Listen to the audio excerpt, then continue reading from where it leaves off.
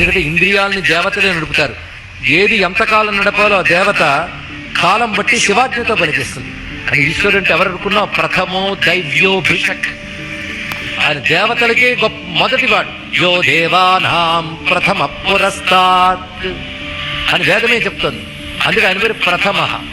దైవ్య, దైవ్య అంటే దేవానామపి అంతర్యామి, దేవతలకు కూడా అంతర్యామిగా శాసించేవాడు.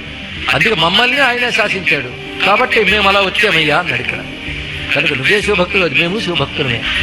కనుక ఆయన మాకు చెప్పిన ఆజ్ఞ మేము చేస్తాం అని పాసం తీస్తూ ఉంటే ఇటు అటు చూసి వెంటనే మార్కండేయుడు స్నానం చేసి వస్తున్న ఆయన శివలింగం పరిగెడుతున్నాడు. చంద్రశేఖర చంద్రశేఖర చంద్రశేఖర పాహిమాం, చంద్రశేఖర చంద్రశేఖర చంద్రశేఖర రక్షమాం, రత్నసానుసరాసనం రజతాద్రిశృంగ నికేతనం, శింజినీకృత పన్నగేశ్వరమచ్యుతానల సాయకం, క్షిప్రదగ్ధపురత్రయం త్రివివాలయైరభివందితం, చంద్రశేఖరమాశ్రయే మమ కిం కరిష్యతి వయ్యమ.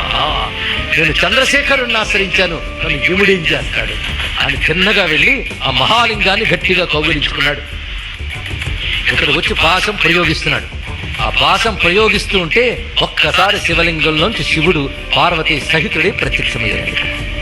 ఏ విధంగా వస్తున్నాడు అంటే హరి అరవింద సూతి మునులష్ట దిశాపతులాదిగా వియచ్చరులిరువంకలంగలువ సీత వసుధాధర కన్యక ముద్దు కేలు తామర కడబ్రేలు పట్టుకుని. ఒక్కసారి శివుడు వస్తున్నప్పుడు చతుర్భుజాలకు ఆయన వస్తూ ఎడమ చేతి చిటికని వెళుతూ అమ్మవారిని పట్టుకుని వస్తున్నాడు. అంటే ఇంత సందట్లో కూడా ఆవిడని విడిచిపెట్టలేదు.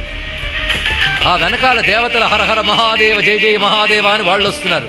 ఇంత సందట్లో శివుడు వస్తూనే ముందు చేసిన పని ఏమిటో తెలుసా? మార్కండేయుడు తల మీద కుడి చెయ్యి వేశాడు.